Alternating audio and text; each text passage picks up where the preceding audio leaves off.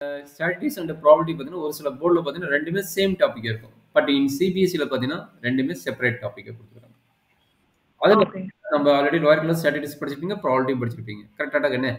அதில் main okay. பார்த்தீங்கன்னா measure of டிப்ரெஷனில் ஃபஸ்ட்டு டாபிக் பார்த்தீங்கன்னா ரேஞ்சை பற்றி கேட்குறோம். அதுக்கப்புறம் மீன் டிவியேஷன் பற்றி கேட்குறோம். அடுத்தது வேரியன்ஸ் அண்ட் ஸ்டாண்டர்ட் டிவியேஷன் பற்றி கேட்குறோம். இதனுடைய சப்டைட்டில் தான் இது மூணுமே. இதனுடைய சப்டைட்டில் தான் இது மூணுமே. சரிங்களா? Okay sir. அப்ப ரேஞ்சுனா என்ன? நீயே சொல்லு. ஒரு basic idea. What is the definition of range in English? Sir a value எப்படி சொல்றது சார், இதுக்கும் அதுக்கும் நடுவுல தான் வந்து அந்த ஈவென்ட் நடக்க போகுது அந்த மாதிரி. யார? சரி, நீ சூப்பரான ஒரு ஐடியா. இதுக்கும் அதுக்கு நடுவுல யாருக்கு ரேஞ்ச் இருக்குல்ல நீ டிபெண்ட் பண்ணுவ. உன்னோட ரேஞ்சே தனி level. Least number and highest possible number. Okay, book கையில் வச்சுட்டியா? ஓகே, சூப்பரா, கரெக்டான டெஃபினேஷன் தான். ஒரு ரேஞ்ச் எப்படி டிபெண்ட் பண்றாங்க? உங்க ரேஞ்சே வேற அப்படிங்கும்போது ஒன்று அவங்கள கம்பேர் பண்ண ஒருத்தர் அவங்க சொல்றாங்க பார்த்தீங்களா, சும்மா நம்ம ரியல் லைஃப்லேயே ஓரியன்டட் வச்சுக்கோங்களேன். ஒருத்தர் சொல்றாங்க உங்க ரேஞ்சே வேற லெவல் இருக்குதுப்பா அப்படிம்பாங்க. அப்படின்னு மீனிங் என்ன? அவங்க சொல்றாங்கன்னா மேபி உன்னுடைய தனித்தன்மை ஏதோ ஒன்று நோட் பண்ணியிருப்பாங்க. அதை அவங்களோட விஷயத்தை கம்பேர் பண்ணும்போது ஒன்று ஐயா இருக்கும். மேபி ஸ்டடீஸாக இருக்கலாம், இல்லை உன்னுடைய ஆக்டிவிஸ்டாக இருக்கலாம், இல்லை உன்னோட கேரக்டராக இருக்கலாம். ஏதோ ஒரு இதில் பார்த்தீங்கன்னா அவங்கள கம்பேர் பண்ணும்போது நீ ஐயாயிரம் தெரியுவ. அப்படியே மீனிங் என்ன? அவங்க கம்பேர் பண்ணும்போது அவங்க லோயஸ்டா இருக்கிறாங்க, நீ ஹையஸ்டா இருக்கிற. அப்ப இதுக்கு ரெண்டுக்குள்ள டிஃபரன்ஸ் தான் பாத்தீங்கன்னா ரேஞ்ச். கிளியரா புரிஞ்சுப்பீன்னு நினைக்கிறேன். கரெக்டாடா? ஓகேங்க சார். அது என்னது? இது ரியல் லைஃபா இருந்தாலும் சரி, ஒரு மேத்தமெட்டிக்கல் நம்பரா இருந்தாலும் சரி, மேபி மார்க் சிஸ்டம் ஒருத்தர் வந்து ரொம்ப லோ மார்க் எடுத்திருப்பாங்க. மேபி 50க்கு டெஸ்ட் இருக்கிறாங்கன்னா 5, 10, 20, 18, 50, 50க்கு ஓவரால் 50க்கு டெஸ்ட் இருக்கும்போது 45, 22 இந்த மாதிரி கிடைக்குது வேல்யூஸ். அப்போ அந்த கிளாஸோட ரேஞ்ச் கண்டுபிடிக்க சொல்கிறோன்னா எப்படி கண்டுபிடிப்பாங்கன்னா, நீ சொல்லிட்டு already formula large value minus small value. அவங்க நோட் பண்ணுறது வந்து ஹையஸ்ட் லோயஸ்ட் பற்றி பேசலை. அவங்க நோட் பண்ணும்போது என்ன சொல்கிறாங்க? Large value minus smallest value அப்படிதான் நோட் பண்ணுறாங்க. அப்படின்னா ரேஞ்சோட ஃபார்முலா அப்படின்னு கேட்டிங்கன்னா L minus S. Okay, large value minus small value. Okay sir. இதுக்கு பேர் தான் range amount.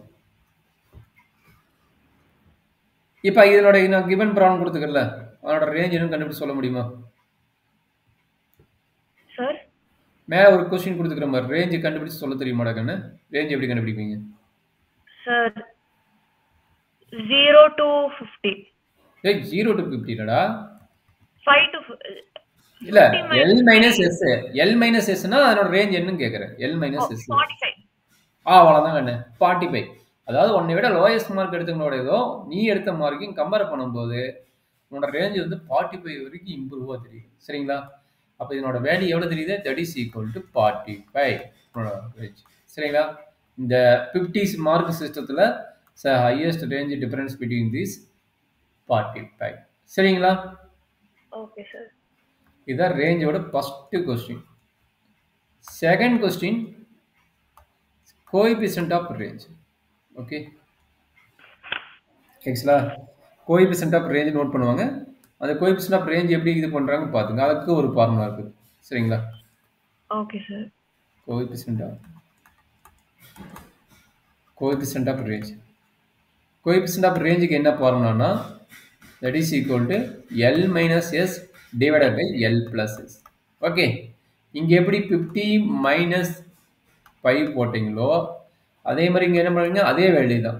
50 minus 5 divided by 50 plus 5. இதுதான் ஃபார்முலா கணக்கு. L minus S, large value minus smallest value divided by large value plus smallest value. அப்ப என்ன கிடைக்கும்? 50 minus 5 வந்து 45. 45 divided by 55. இதை சிம்பிளி பண்ண போதும். 9/11. இதுதான் வந்து கோஎஃபிஷியன்ட் ஆஃப் வேரியன்ஸோட ஃபார்முலா அண்ட் இந்த ப்ராப்ளத்துக்கு உண்டான ஆன்சர். புரிஞ்சுதா கண்ணு? Okay sir. அப்ப ரெண்டு ஃபார்முலா கொடுத்துட்டேன். ஒன்னு ரேஞ்சோட ஃபார்முலா, இன்னொன்னு கோஎஃபிஷியன்ட் ஆஃப் ரேஞ்சோட ஃபார்முலா. சரி, இதுதான் ஒரு நார்மல் ப்ராப்ளம். ரேஞ்சுக்கு ரெக்கார்டிங் கேட்கறோம்னா இவ்வளவுதான் கேட்க போறாங்க. சரிங்களா? சார். சரி, இதே ரேஞ்சுக்கு இன்னொரு கொஸ்டின் கேட்குறாங்கன்னா, if large values is large value, okay, large values is 45 and range is 22. Find smallest value கேட்கலாம். இந்த மாதிரி கொஸ்டின் கேட்கலாம். இந்த ஃபார்முலா யூஸ் பண்ணி smallest value. சரி, எப்படி கண்டுபிடிப்பீங்க? சார் உங்களுக்கு அது ஃபார்முலா அப்ளை பண்ணி போட்டுருங்க. அந்த ஃபர்ஸ்ட் ஃபார்முலா சார். போட்டுறாங்க. போட்டு என்ன வரும் சொல்லுங்க, s ஓட வேல்யூ என்ன சொல்லுங்க. 45 minus x is equal to 22. Okay. 45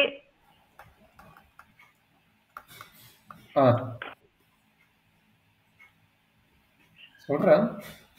ஒரு நிமிஷம்.